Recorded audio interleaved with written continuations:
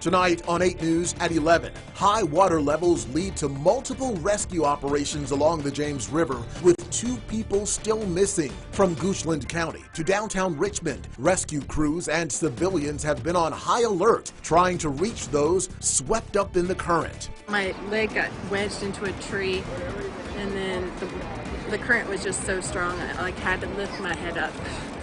Oh, this is bad. I thought I was going to drown. The latest from a dangerous weekend on the water. 8 News starts now with breaking news.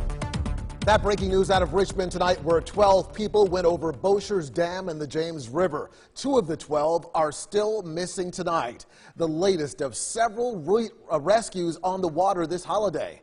Thanks for joining us for 8 News at 11. I'm Eric Phillips. Deanna is off tonight. We have live team coverage tonight of the dangerous days on the water. We break down the high water levels in the James River. 8 News reporter Olivia Jaquith is live in downtown Richmond with details from a separate rescue happening at the same time as the one at the dam. But we begin with Nicole Danzler with the latest on the Bosher's Dam rescue involving a dozen people. Nicole, good evening. Good evening, Eric. Where crews were focused earlier today, we do know the search has stopped for tonight. 10 people are now safe, but the search continues for the 2 women still out there.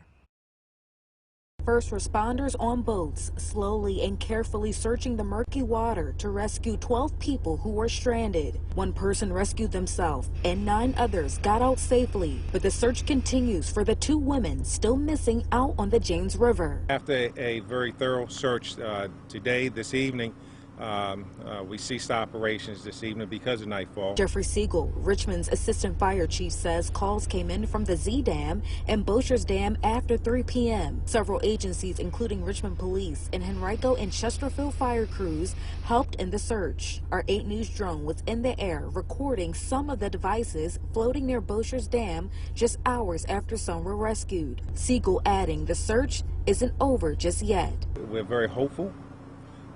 But I wouldn't say it's classified as a recovery mission. We're very hopeful we're going to. It's been nearly 8 hours since both women went missing out on the water, and crews will continue the search tomorrow morning at 7 a.m. For now, live in Richmond tonight, Nicole Danzler, 8 News. Notable, Nicole, that he's not willing to call it a recovery message just yet, or a recovery mission, I should say, just yet. But you have been following this story all day long, Nicole. In fact, you were the first TV reporter on scene there. What has been the atmosphere or the mood there like all day long? Yeah, Eric, well, like I said, crews were very focused on making sure that everyone was safe and that they could find both of the women that are still missing. Here at Station 25, there are some family members and friends that are just waiting for the latest information, so we're going to stay on top of that and keep you updated. All right, Nicole Danzler reporting live for us tonight. Thank you so much. We have more details on Bosher's Dam tonight. The structure dates back to 1835. It's known as a low-head dam. Now, that type of dam can be particularly dangerous because they can be nearly invisible to people on boats and tend to create currents that push objects and people underwater and then pull them back to the face of the dam in a repeating cycle. An online search indicates there have been deaths at Bosher's Dam in years past. Tonight, another group of people caught up in the strong current of the James River, rescued by a bystander who saw them getting swept away. 8 News reporter Olivia Jaquith continues our live team coverage in downtown Richmond, where this incident happened. Olivia. Yeah, well, Eric, this is not to be confused with that earlier incident, that other effort happening near Bosher's Dam earlier today, even though both incidents did take place this afternoon. This second incident actually happened closer to Belle Isle, just behind me here, with 2 survivors telling 8 News they're thankful to be alive. Caught on camera. The rescue efforts of a man on a paddleboard fighting the rushing current of the James River this afternoon. They flipped over, they got trapped on a branch.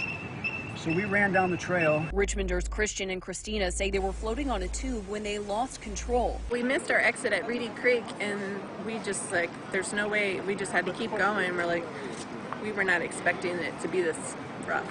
That's when Brian Rathel and Keenan Fry sprang into action. Brian threw me his rope, and we took off. He took off and on his paddleboard just in case he could catch him, and that was exactly what he did. For much of the day, the water level on the James above 9 feet, according to the National Weather Service, making dangerous conditions for those out on the river. My leg got wedged into a tree, and then the current was just so strong, I had to lift my head up. Oh, this is bad. I thought I was going to drown.